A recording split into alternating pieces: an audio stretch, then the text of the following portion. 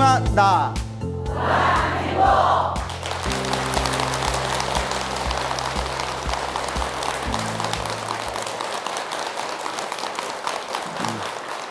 예, 만나서 반갑습니다. 예, 광우 스님이라고 합니다. 오늘 소나무 스튜디오가 좀 변화가 있죠? 예, 오늘은 제가 소나무를 200회를 맞이한 날입니다. 예, 200회, 제가 생각해도 너무 오래 한 것 같아요.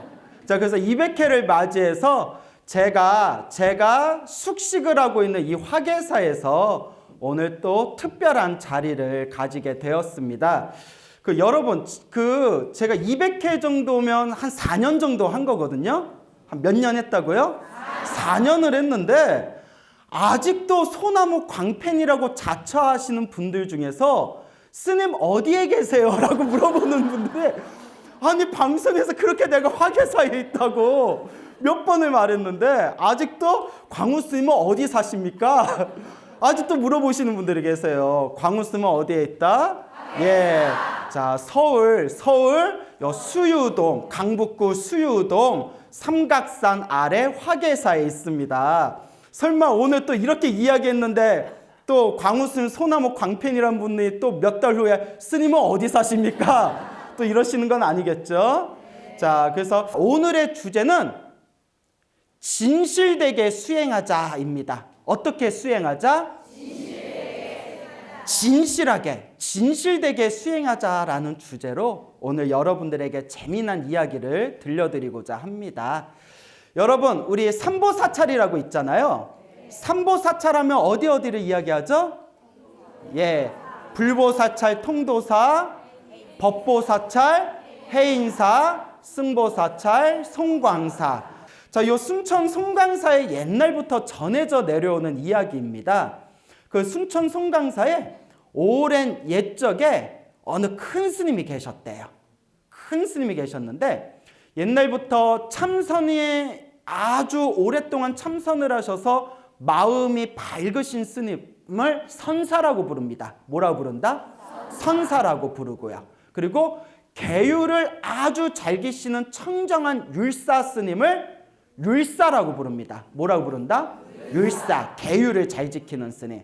그리고 경전 강의를 하는 스님을 뭐라고 할까요? 강사라고 하는데요. 강사 중에서도 뛰어난 강사, 아주 훌륭하고 뛰어난 강사를 따로 이 강백이라고 부릅니다. 뭐라고 부른다? 강백. 그래서 평생 교학을 연구하시고 사람들에게 경전을 널리 펼치신 그런 큰 강사 스님 앞에다는 대강백 이렇게 붙이거든요. 대강백 아무개 스님. 송광사에 아주 큰 강백 스님이 계셨대요. 아주 경전의 조예가 깊고 교학에 밝으신 강백 스님이 계셨는데 이 강백 스님께서 평소에 수많은 불자들에게 수많은 스님들에게 굉장히 큰 존경을 받는 아주 큰 스님이셨다고 해요. 근데 이 큰 스님께서, 이 강백 스님께서 이제 연세가 지긋하신 노스님이 되었을 때쯤에 웬 거지 같은 사람이 송광사에 쓱 찾아왔답니다. 그래서 밥 좀 주세요 하고 이 거지 같은 사람이 산에까지 올라와서 절에서 이렇게 밥을 먹고는 어디 갈 데가 없는데 여기서 살면 안 되냐고 막 떼를 쓰는 거예요.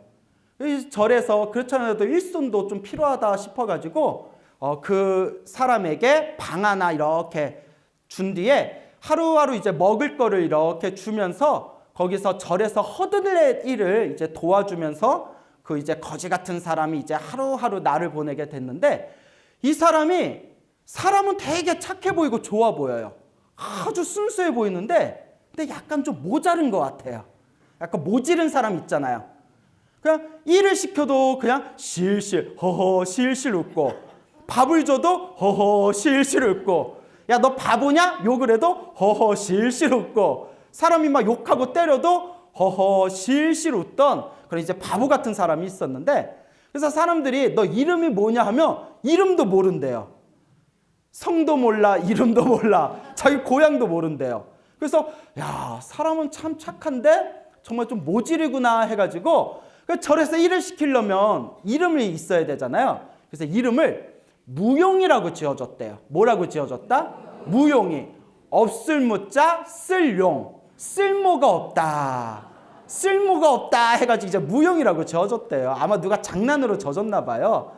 그래서 이제 무용아 없을 무자에 쓸용자 참 쓸모없는 놈이다 해서 이제 무용이라고 지어줬는데 사람은 그렇게 허허거리고 실실거리고 희죽희죽거리고 맨날 웃고 다니면서 힘든 일을 시켜도 힘들다고 말할 줄 모르고 또 허들에 밥을 줘도 그 밥을 그냥 맛있다고 그냥 잘 챙겨 먹고 누가 욕을 하고 누가 때려도 그저 허허거리고 실실거리던 이런 이제 무용이라는 이제 처사가 있었습니다. 그래서 요 강백 스님이 어쩌다가 이제 송강사 왔다 갔다 하시다가 경내에서 무용이를 만나면 무용이를 불러서 자꾸 이제 부처님 좋은 말씀을 들려줬대요. 부처님의 좋은 말씀을 들려주면서 자, 내가 지금부터 개송을 가르쳐 줄 테니까 요거는 꼭 외워놔라 해가지고 앞개송을 가르쳐 주고 뒷개송을 가르쳐 주면 뒷개송을 배우면 앞개송을 잊어버리는 거예요. 그래서 아이고 그걸 또 왜 잊어먹냐고 또 앞개송을 가르쳐 주면 또 뒷개송을 잊어먹은 거예요. 그래서 앞에 걸 가르쳐 주면 뒤에 걸 잊어먹고 뒤에 걸 잊어먹으면 앞에 걸 잊어먹고 남 얘기 같지 않죠? 여러분 이게 남 얘기가 아니에요. 그래서 큰 스님이 너무나 답답해서 무용아 하면서 지팡이로 머리를 톡톡 쳐도 지팡이로 머리를 통통 쳐도 그저 좋다고 허허거리고 실실거리던 그런 무용이라는 이제 이 처사가 있었습니다. 근데 어느 날이었어요. 요 큰 스님이 하루는 점심 공양을 맛있게 자신 뒤에 송광사가 있는 산이 조계산이거든요. 그 조계산 위를 살포시 이렇게 산행을 올라가셨는데 그 조계산 끄트머리에서 갑자기 하늘에서 폭우가 내리더래요. 샤 하고 이제 폭우가 내리니까 비를 흠뻑 맞으셔가지고 이제 비를 맞으신 상태에서 에구머니나 하고 이제 급하게 절로 내려오셨는데 너무나 비를 많이 맞으셔가지고 그날 큰 독감에 걸리셨다고 합니다. 그래서 이제 열이 펄펄 오르셔가지고 3일 동안 완전히 정신을 잃어버리셨대요. 그래서 온몸에 열이 펄펄 오르셔가지고 끙끙 이제 앓고 계실 때 그때 이제 3일 정도가 이제 지나셨는데 순간 정신이 뚝 끊기신 거예요. 정신이 뚝 끊기셨는데 그때 생생한 꿈을 꾸셨대요. 어떤 꿈을 꿨냐? 그 송광사의 일주문 있죠. 송광사 일주문에 이렇게 서 있는데 일주문 앞에 하늘에 큰 구름이 보이더랍니다. 그 하얀 구름에서 알록달록한 오색광명이 막 뻗치더래요. 알록달록한 오색광명이 막 뿜어지면서 흰 구름 위에서 선남선녀, 아름답게 생긴 선남선녀들이 꽹가리 치고 북치고 악기를 연주하면서 막 꽃비 있죠. 하늘에서 막 꽃비를 뿌리면서 스님 어서 오세요, 스님 어서 오세요 하는 거예요. 그래서 큰 스님이 이게 웬일인가 하고 있는데 그 오색광명이 뿜어져 나오는 알록달록한 흰 구름에서 달이 있잖아요. 다리가 하나가 싹 일주문 앞에 있는 큰 스님 앞에까지 다리가 싹 내려오더랍니다. 그러면서 스님 어서 일로 올라오세요 하더래요. 그래서 큰 스님이 내가 갈 때가 됐구나.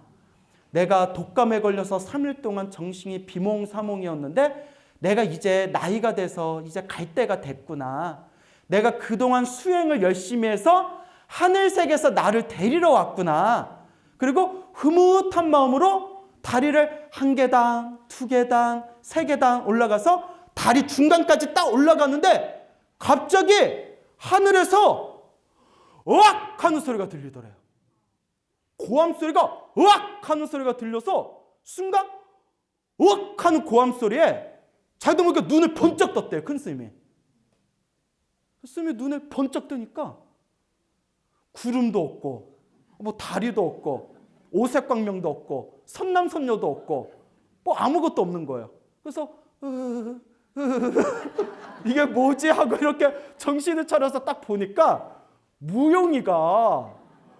스님이 누워있는데 무용이가 스님 머릿맡에서 싱글벙글 희죽희죽거리면서 이렇게 쳐다보고 있는 거예요.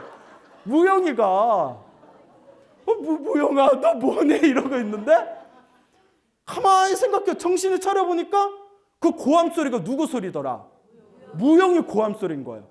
순간 이놈의 자식이 내가 하늘색에 다리를 올라서 하늘색에 오색 구름 위에 올라가려는데 누가 고함을 질러서? 무용이가 고함을 질러서 이게 다 깨져버렸구나 생각이 드니까 화가 치솟는 거예요. 스님이 그 3일 동안 들어누웠던 스님이 비틀비틀 일어나는 거예요. 이놈아, 내가 죽을 때 죽더라도 너는 때려 죽이고 내가 가야겠다. 네 놈을 내가 때려 죽이고 가야겠다 하더니 어디서 지팡이를 찾으셔가지고 이놈아 하고 때리려는데 무용이가 실실 웃으면서 방 밖으로 도망가더래요. 스님이 더 화가 나는 거예요. 그러니까 그 지친 몸을 이끌고 내가 갈 때 가더라도 누구는 때려 죽고 가야겠다. 너는 때려 죽이고 내가 간다. 그 지팡이를 짚고 그 무용이 한 대 때리려고 비틀비틀 가는데 무용이 계속 실실 희죽희죽 웃으면서 계속 요리조리 조리요리 막 도망을 가니까 스님이 더 화딱지가 나는 거예요. 그렇게 화가 무서워요. 뭐가 무섭다? 얼마나 화가 났으면 3일 동안 들어누웠던 큰 스님이 지팡이를 짚고 쟤 때려 죽이겠다고. 그래서 무용이가 희죽희죽 웃으면서 일주문 밖으로 도망을 가는 겁니다.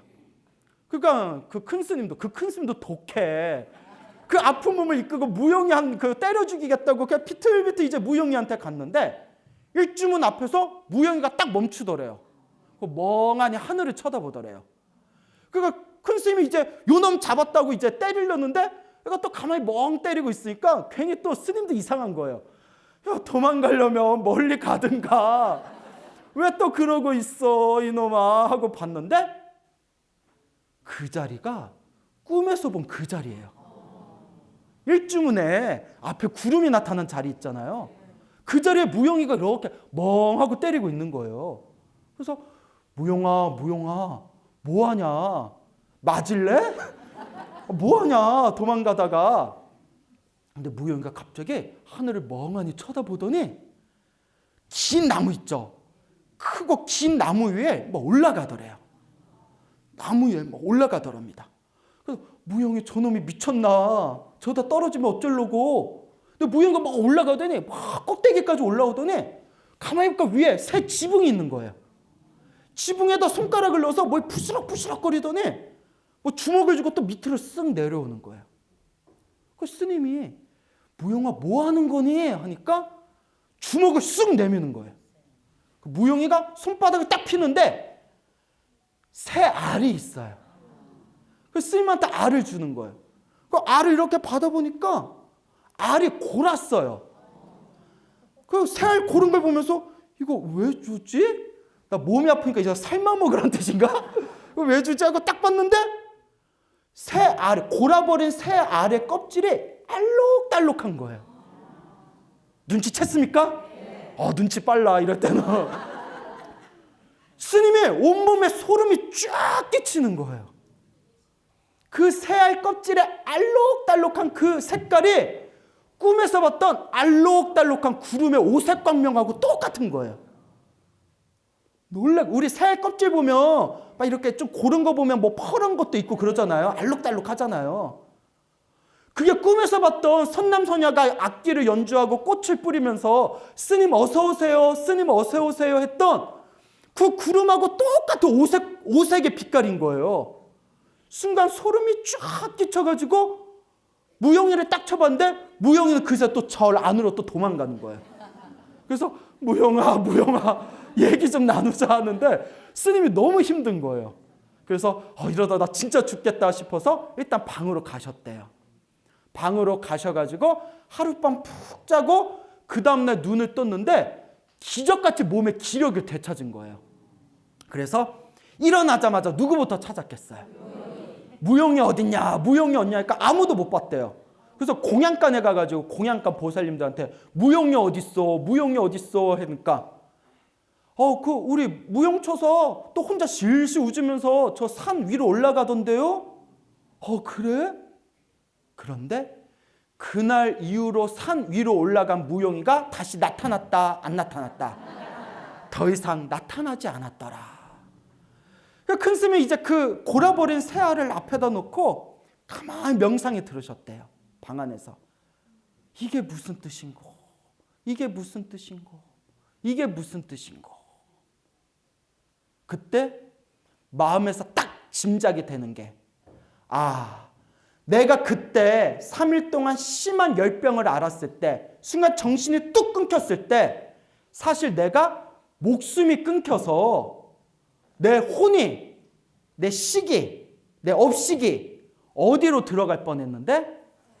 새 알로 들어가서 새로 태어날 뻔했는데 누가 나를 깨워줬구나? 무용이가 그걸 알고 나를 중간에 깨워준 거였구나. 그래서 요 새 알의 주인이 바로 누구였는데? 나였는데 내가 안 들어가는 바람에 새 알이 골아버린 거였구나. 딱 짐작이 되면서 내가 그렇게 열심히 경전 공부를 하고 그렇게 나름 중로로서 열심히 한다고 했는데 내가 왜 새 몸을 받을 뻔했을까? 내가 왜 새 몸을 받을 뻔했을까? 왜 내가 새 몸을 받을 뻔했을까? 그러니까 저기서 꾀꼬리 소리 들리는 거예요. 꾀꼬리가 꾀꼴 꾀꼴 맞나요? 그 꾀꼬리 소리가 막 꾀꼴 꾀꼴 들으면서 왜 내가 새 몸을 받았으려 했을까? 내가 왜 새 몸을 받으려 했을까? 알아요, 몰라요? 그래서 나온 노래가 못 찾겠다 꾀꼬리 꾀꼬리. 그래서 그 노래가 그 송강사에서 나온 거예요. 모르겠다. Sorry. 네, 제 말에 너무 신경 쓰지 마세요. 그때 스님이 자기의 마음을 가만히 반조하면서 그동안 자기가 살아왔던 자기의 수행의 삶을 비춰보면서 그때 가슴이 덜컥거린 거예요. 무엇을 깨달았냐? 이게 중요합니다. 저도 속고 있고 여러분들도 속고 있고 다 속고 있는 게 있어요. 그 스님도 뭐에 속았냐? 정말 진실되게 수행을 안 했다는 거예요. 자기 자신을 비춰봤더니 경전 공부 열심히 하고 기도 열심히 하고 사람들한테 법문 열심히 하고 사람들한테 존경받았던 그 모든 것이 정말 나의 내면을 위해서 열심히 수행하기 위해서 수행한 게 아니라 잘 보이고 싶어서 수행했던 거예요. 그걸 깨달은 거예요. 사람들한테 칭찬받고 싶고 사람들한테 존경받고 싶고 사람들한테 잘 보이고 싶어서 수행하고자 했던 마음이 자기 무의식에 깔려있던 거예요. 그걸 깨달은 거예요. 내가 정말 진실되게 수행을 하지 않고 사람들에게 보이기 위한 가식적인 수행을 했기 때문에 내 몸이 어디에 떨어질 뻔한 거였구나? 새 몸으로 떨어질 뻔한 거였구나. 그때 무용이가 없을무에 쓸용자, 쓸모없는 사람이다라고 우리가 불렀지만 알고 봤더니 무용이가 누구였구나? 불보살의 화신이었구나. 불보살의 화신이었는데 어리석은 나를 깨우쳐주기 위해서 오신 거였구나. 부처님 감사합니다. 부처님 감사합니다. 제 눈앞에 불보살님이 계셨는데 제가 알아보지를 못했습니다.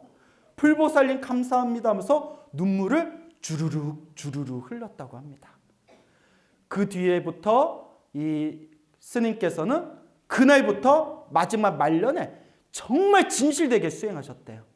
사람들이 뭐라고 하건 말건 사람들이 존경을 하건 말건 사람들이 칭찬하건 말건 오로지 자기 자신을 위해서 정말 진실되게 수행을 하셔서 마지막 말년에 수행의 큰 공덕을 완성하셨다라는 그런 아름다운 이야기가 지금까지 전해 내려오고 있습니다. 박수는 타이밍이랬죠? 타이밍 좋았어요. 자, 그래서 이와 같이 수행은 어떻게 해야 된다? 진실되게 해야 됩니다. 근데 여러분 중요한 게 있어요. 우리가 꼭 이렇게 좋은 이야기를 듣고 재미난 이야기를 들으면 꼭 그 자리에서 끝을 내는 경향이 있어요. 그거 참 재밌다. 그거 참 재밌네. 신기한 일이네. 아닙니다, 여러분. 이건 누구를 위한 이야기다? 광우 스님이야. 이러면서 나도 물론 포함이 되지만 나를 포함해서 우리 모두를 향한 이야기입니다. 나는 과연 절에 오면서 어떤 마음으로 절에 오고 있는가? 나는 부처님의 가르침을 공부하면서 어떤 마음으로 공부하고 있는가? 나는 수행을 하면서 어떤 마음으로 수행하고 있는가? 나는 가식적으로 보이기 위해서 하는 것인가? 아니면 내 개인적인 욕망의 충족을 위해서 하는 것인가? 아니면 정말 부처님의 가르침을 향한 순수한 마음으로 수행하고 있는가? 이 이야기는 누구를 위한 이야기다? 각자 우리를 위한 이야기입니다. 알겠죠? 네. 자, 그래서 수행이란 어떻게 해야 된다? 진실되게 해야 된다라는 소중한 설화가 되겠습니다. 그래서 네, 불과 몇십 년 전에 있었던 일입니다. 몇십 년 전에 1960년대에 부산 범어사라고 아시죠? 네. 부산 범어사에 하담이라는 스님이 계셨대요. 이 하담이라는 스님이 1960년대에 세상을 이제 떠나신 아주 신비로운 이야기가 있습니다. 자, 이 하담이라는 스님이 계셨는데 성은 황씨였대요. 황씨. 그 이름은 아무도 몰랐대요. 그분이 어떻게 살아왔는지, 고향은 어디인지, 그리고 그분의 본명은 무엇인지 아무도 모르고 성은 황씨고 본명은 하담이라는 스님이 계셨는데 이 스님께서 19살에 금강산에서 출가를 하셨대요. 저 북한에 있는 금강산에서 19살에 출가를 하셨는데 출가를 하시고 나서 항상 나무아미타불을 연불 하셨대요. 자다가 눈을 뜨면 나무아미타불, 세수하면서도 나무아미타불, 밥 먹으면서도 나무아미타불, 설거지하면서도 나무아미타불, 그리고 하루하루 일하고 뭐 장작 패고 밥 짓고 할 때도 항상 나무아미타불, 나무아미타불, 항상 나무아미타불을 연불하셨다고 합니다. 이렇게 이제 오로지 나무아미타불을 연불하다 보니까 나무아미타불 연불이 저절로 이어지더래요. 나무아미타불, 나무아미타불, 나무아미타불, 저절로 이제 나무아미타불의 연불이 되면서 나중에는 사람들하고 대화하면서도 나무아미타불이 연불되더래요. 그 나중에는 꿈속에서도 자면서도 나무아미타불 연불이 쭉 이어지더래요. 이걸 몽중일여라고 합니다. 꿈에서도 수행이 쭉 이어지는 걸 몽중일여라고 부르는데 꿈에서도 나무아미타불이 쭉 이어질 정도가 되었을 때 30대 중반에 호련히 나무아미타불을 연불하다가 화난 아미타 부처님의 광명과 하나가 되는 경험을 하셨대요. 연불을 하다가 부처님의 광명과 하나가 되는 그런 큰 경험을 하시면서 내면에서 엄청난 기쁨과 희열이 확 터져 나왔다고 합니다. 그때 이 하담 스님이 이 좋은 걸 나만 알고 있을 수 없다. 이 좋은 걸 누구에게도 알려줘야겠다. 중생들에게도 알려줘야 되겠다 해서 그 30대 중반에 아미타 부처님의 무량한 광명과 하나가 되는 그런 큰 체험을 하고 나서 그날로 하산을 해서 서울로 오셨다고 합니다. 서울에 오셔서 무엇을 했냐 하면 온몸에다가 그 나무 아미타불이라고 크게 쓴 종이를 온몸에다가 주렁주렁 달았대요. 나무 아미타불 연불을 나무 아미타불 종이에다 크게 쓴 뒤에 주렁주렁 온몸에다가 다 달고 서울 시내를 돌아다니면서 나무 아미타불 연불을 목이 터져라 연불을 했대요. 사람들이 알아듣건 못 알아듣건 사람들이 합장을 하건 사람들이 손가락질하건 일체 신경 쓰지 않고 온몸에 주렁주렁 나무 아미타불 연불이 붙어있는 종이를 온몸에다 다 걸치고 하루 종일 목탁을 치면서 나무 아미타불 연불을 하면서 시내를 돌아다녔다고 합니다. 그 어떤 사람이 질문을 던졌대요. 스님, 왜 이렇게까지 하십니까?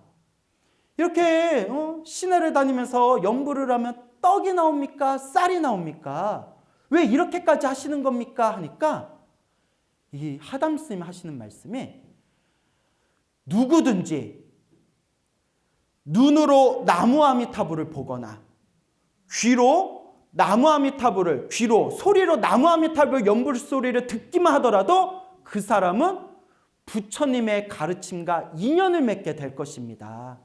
그러니 나를 이해하건 이해하지 못하건 나를 인정하건 인정하지 못하건 내가 곳곳을 다니면서 내 연불 소리를 듣거나 내 몸에 걸쳐져 있는 나무 아미타불 이 연불을 눈으로 보거나 귀로 들은 사람은 다 부처님의 깨달음과 인연을 맺게 될 터이니 저는 사람들에게 이 소중한 가르침을 전하기 위해서 그저 할 뿐입니다. 그러면서 열심히 그 연불을 했답니다. 그렇게 이제 연불을 열심히 하시다가 근데 이게 웬일이래요? 스님이 그만 술에 맛을 들여버린 거예요. 아마 내 생각에는 몸이 한겨울에 목탁 치고 다니까 몸이 너무 추워가지고 몸이 꽁꽁 얼었을 때 누가 스님 이거 한 잔 드시면 몸이 녹을 겁니다 해서 아마 한 잔 약으로 드셨는데 그러면 거기에 이제 조금 이렇게 흠뻑 빠지셨나 봐요. 그러니까 너무 술을 좋아하시는 거예요. 그렇게 훌륭하신 스님이 너무 술을 좋아하다 보니까 생긴 것도 꾀지지하게 보이고 자기 자신을 별로 관리하지도 않고 오로지 연불만 하다 보고 거기다 이제 술까지 좋아하니까 사람들이 무시하기 시작하는 거예요. 그러니까 어디 절에 가도 스님들이나 사람들한테 인정을 받지 못하는 거예요. 술 마시는 막향막식하는 중이라고. 그런 거나 말거나 정말 신기한 거는 사람들이 법문을 청하면 연불에 대해서 가르쳐 주시고 사람들이 손가락질하고 욕을 해도 한 번도 화를 내지 않았대요. 오히려 화를 내고 욕을 하고 손가락질을 하면 합장을 하면서 나무 아미타불, 나무 아미타불. 그리고 또 누가 혹시라도 뭐 용채를 드리거나 혹시 필요한 게 있으면 필요한 뭐 옷가지나 양말이나 내복 같은 걸 드리면 그때마다 합장을 하시면서 이 공덕으로 부처님 되십시오, 부처님 되십시오, 나무 아미타불 하시던 스님이 바로 하담 스님이셨대요. 그렇게 이제 전국의 사찰을 떠돌다가 나중에 말년이 돼서 나이가 너무 드시니까 몸에 힘이 떨어지시니까 이제 어디에 절 한 군데 이렇게 안착을 하셔야 되는데 아무도 받아주질 않는 거예요. 그래서 저 부산 범어사에 찾아갔답니다. 부산 범어사에 찾아가니까 생긴 것도 별 볼 일이 없는데 옷도 꾀지지하고 사람도 막 못나 보이고 막 몸에서 막 술 냄새 풍기니까 스님들이 다 싫어하는 거예요. 뭐 어디서 그지 중이 왔어. 뭐야? 뭐 중이야 뭐야? 그때 범어사의 큰 스님이셨던 동산 스님이라는 큰 스님이 계셨어요. 아주 참선도 많이 하셔서 마음에 깨달음이 있으시고 그리고 계율이 청정하셨던 청정율사 이 동산 큰 스님께서 제자들한테 저 스님한테 방 하나 드리되 계시겠다고 하면 그냥 계시게 하고 어디 가시겠다 하면 그냥 보내드려라. 그냥 방 하나 드려라 하고 큰 스님이 명을 내려가지고 다행스럽게도 그 하담 스님이 저 범어서 뒷방에 조그만 방 하나를 얻었답니다. 그래서 거기서 그 방에서 지내면서 이제 매일매일 이렇게 이제 주는 바 이렇게 받아 드시고 그리고 꼭 아침에 밥 드시면 밖에 나가서 하루 종일 어디에 계시는지 하루 종일 밖에 있다가 저녁에 들어오셔서 또 잠만 주무시고 그게 이제 몇 년이 지난 거예요. 그러니까 주변에는 아무도 신경을 안 썼대요. 뭐 오거나 말거나 뭐 그냥 그렇고 그런 중인가 보다. 그러던 어느 날이었대요. 그 범어사의 살림을 책임지는 소임자 스님이 계시는데 그 범어사의 살림을 책임지는 소임자 스님한테 하담 스님이 이렇게 가시더니 하담 스님이 스님 3개월 후에는 제가 떠나겠습니다 이러더래요. 3개월 후에 떠나겠습니다. 그 소임자 스님이 뭐 3개월 후에 떠난다고 하니까 뭐 어디 다른 절로 가시려나 보지 해가지고 뭐 그러거나 말거나 가거나 말거나 그 이제 신경을 안 썼답니다. 그렇게 이제 하루 이틀 시간이 지난 뒤에 그 하담 스님이 다시 쓱 찾아오셨대요. 스님, 소임자 스님, 제가 가기로 약속한 날 일주일이 남았습니다. 일주일이 남았는데 하면서 이렇게 그 몸에서 뭐 이렇게 10원짜리 100원짜리 이렇게 꺼내더니 그 다 구겨진 돈 있잖아요. 다 구겨진 지폐 10원짜리 100원짜리를 이렇게 꺼내서 한 뭉치를 주면서 스님 이거 6만 원입니다. 6만 원인데 이게 제가 가지고 있는 전 재산입니다. 이거 절 살림 보태는 데 쓰십시오 하고 자기 전 재산이라는 6만 원을 턱 내밀더래요. 그 소임자 스님이 깜짝 놀라잖아요. 이 스님이 왜 이러시지? 그러더니 아유 아직 끝난 게 아닙니다 이러면서 양말에서도 지폐를 꼬깃꼬깃 꺼내더래요. 양말 속에서. 그 냄새 나서 어떡해? 꼬깃꼬깃 꺼내더니 그거 이렇게 3만 원을 주시면서 요걸로 제가 죽으면 요 돈으로 초상 치러 주십시오 하고 3만 원을 내놓더래요. 가겠다고 한 날 일주일 전에. 그 느낌이 이상한 거예요. 이 스님 왜 이러지? 이 스님 왜 이러지? 노망이 드셨나? 왜 이러지? 그래서 일단 돈은 받았대요. 일단 스님이 주시니까 예 일단 알겠습니다 하고 이렇게 받아놓고 하루 이틀 지나서 마지막 약속한 그 당일날 그 전날에 스님께서 몸소 모아놓은 향나무 있죠. 향나무를 물을 우려가지고 거기다 깨끗하게 목욕제개를 하시더래요. 깨끗하게 목욕제개를 하고 그리고 목욕제개를 한 뒤에 자기가 평소에 입고 있었던 옷가지며 양말이며 수건이며 싹 다 태워버리시더래요. 태우시고 나서 아침 새벽 일찍 어디서 미리 준비한 수의를 딱 입으시더래요.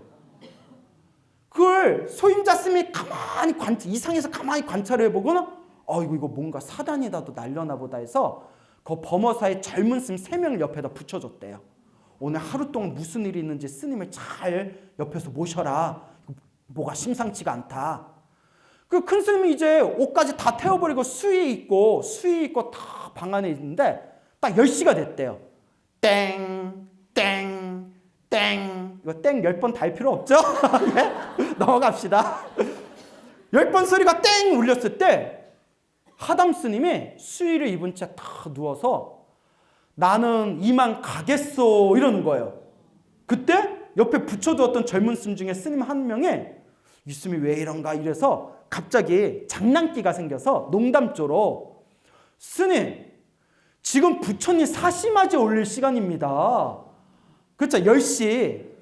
아니 부처님한테 불공 올려야 될 시간에 지금 가시겠다고 하면 이게 부처님 제자로서 이게 옳은 도리겠습니까? 하고 이제 농담조로 딱 얘기를 했을까? 하담 스님이 순간 깜짝 놀라면서 그렇지 이건 경우가 아니지 하더니 젊은 스님들한테 이복에 수의를 입었으니까 몸이 걸치적거리잖아요. 나 좀 부축해서 법당에 좀 데려다 주게.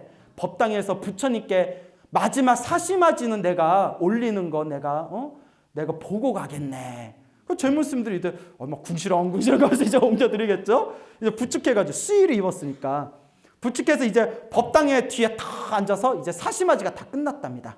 사시맞이가 딱 끝난 뒤에 스님들한테 이보시오 이제 더 이상 난 안 되겠소. 나 이제 가야 되니 나를 똑바로 눕혀주시오 라고 부탁을 했답니다. 그래서 스님들이 이렇게 옆에 이렇게 똑바로 눕혀드리는 순간 따라해보세요. 원공법계 제중생 자타일시 성불도 원공법계 제중생 자타일시 성불도 원공법계 제중생 자타일시 성불도 이렇게 3번 큰 소리를 읊으시더래요.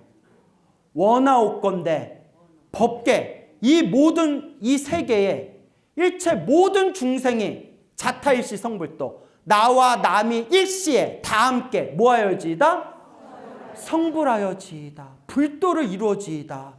원공법계 제중생 자타일시 성불도 영부를 외치면서 그 자리에서 숨이 툭 끊기셨대요.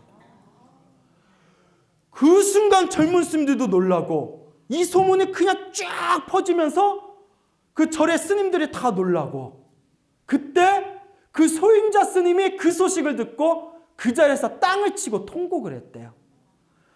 눈앞에 선지식을 보고도 눈앞에 도인이 있었음에도 몇 년 동안 눈앞에서 도인을 모시고 살았는데도 내가 눈이 멀고 귀가 멀어서 그것을 못 봤구나. 눈앞에 도인이 있었는데 보지 못하고 보냈구나 하면서 땅을 치면서 통곡을 하셨다라는 이야기가 지금까지 전해지고 있습니다. 예.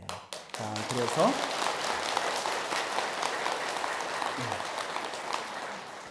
이와 같이 이 부처님의 가르침은 미묘한 가피와 말로써 표현할 수 없고 설명으로서 표현할 수 없는 놀라운 수행의 체험이 분명히 있습니다.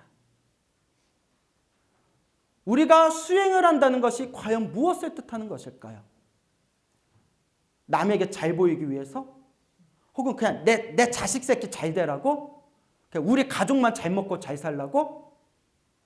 그냥 내가 원하는 소원만 딱 이루어지라고?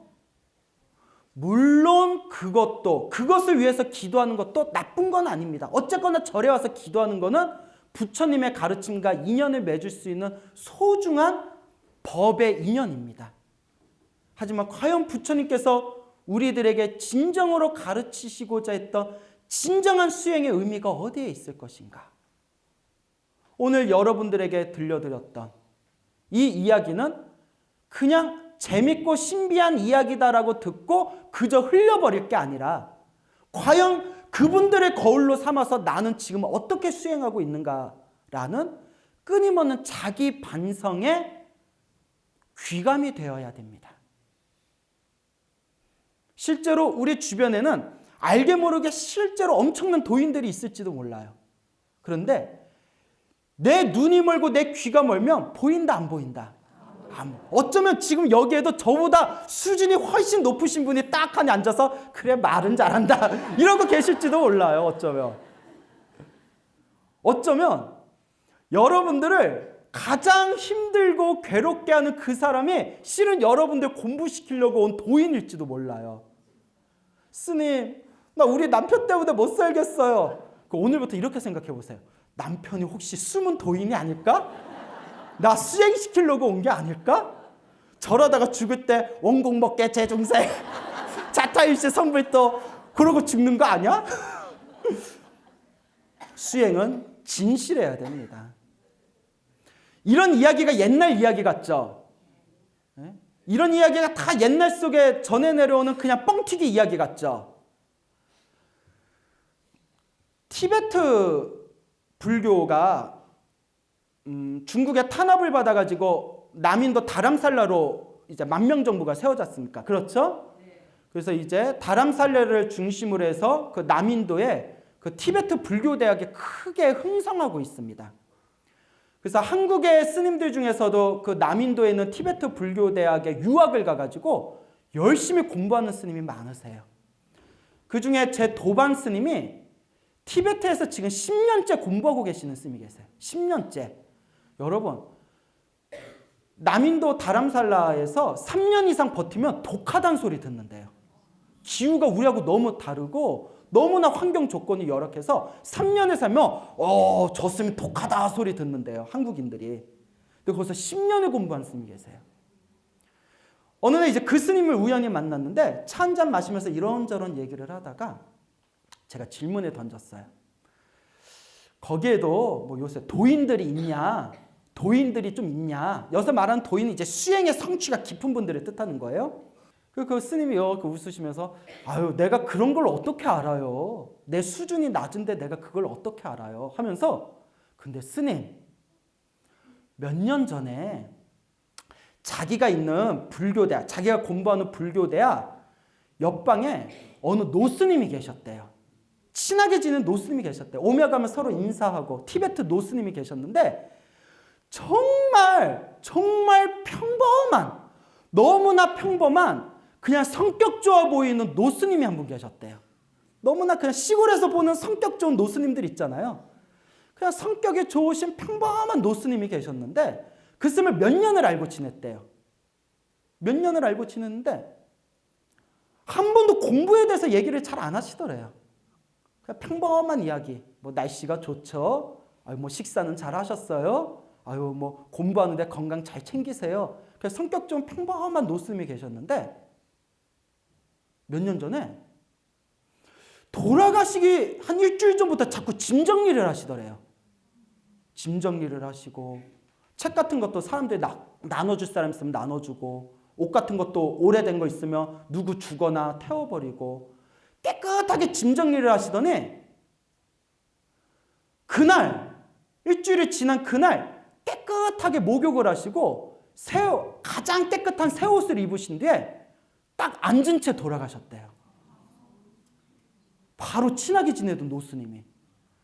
그때서야 자기가 이야, 정말 숨어 있는 수행자였는데 누가 알아보질 못했구나? 내가 알아보질 못했구나. 어쩌면 사람들 앞에서 이렇게 입하고 잘 따오는 저 같은 사람이 실은 실속 없는 사람이에요. 어쩌면 정말 수행이 깊은 사람들은 숨어 있는지도 모릅니다. 그러니 여러분, 진정한 수행은 진실되게 해야 됩니다. 진정한 수행은 어떻게 해야 된다? 진실되게 해야 됩니다. 지금도 일어나고 있는 일이에요. 지금도 자기가 죽을 날을 딱 알고 딱 앉아서 깨끗하게 목욕하고 딱 앉아서 그 돌아가신 그 티베트 노스님 이야기가 불과 몇 년 전 이야기입니다. 절대 이러한 부처님의 가피와 수행의 체험의 이야기가 결코 뻥튀기, 사람들 속이려는 그런 허황된 설화가 아닙니다.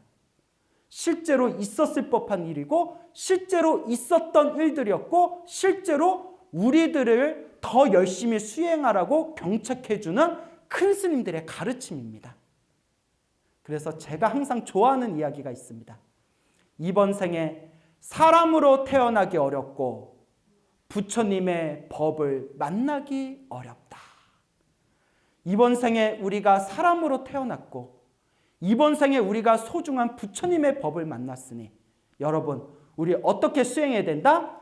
진실되게 수행해야 된다.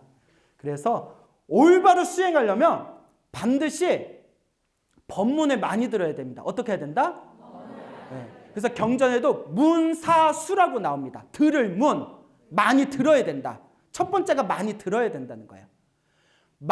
법문을 많이 제대로 듣기 위해서는 경전 공부를 해야 됩니다. 무엇을 해야 된다? 경전 공부를 해야 된다. 그러면 경전 공부를 하기 가장 좋은 방법이 무엇이냐? 3월 달에 화계사 불교대학이 개강을 합니다. 그러니 여러분 주변 이 프로를 보고 계신 분들 계시면 웬만한 지방에도 불교대학이 다 있습니다. 그러니까 집에서 가장 가까운 불교대학에 다들 등록하셔서 부처님의 가르침이 무엇인지, 부처님의 경전이 무엇을 이야기하고 있는지, 이번 생에 사람의 몸으로 태어났으니 부처님의 가르침, 이 소중한 부처님의 가르침, 이번 생에 원 없이 한없이 시원하게 한번 공부해서 다 함께 부처님의 미묘하고 수승한 가피와 공덕을 꽃피우시기 바랍니다. 알겠죠? 네. 자, 여러분 행복해지고 싶습니까? 네. 행복한 삶을 창조하고 싶습니까? 네. 복을 지으십시오. 선업을 지으십시오. 공덕을 쌓으십시오. 복과 선업과 공덕의 힘이 여러분들을 진정한 행복의 길로 이끌어 줄 것입니다. 오늘 여기서 마치겠습니다. 소중한 나! 행복!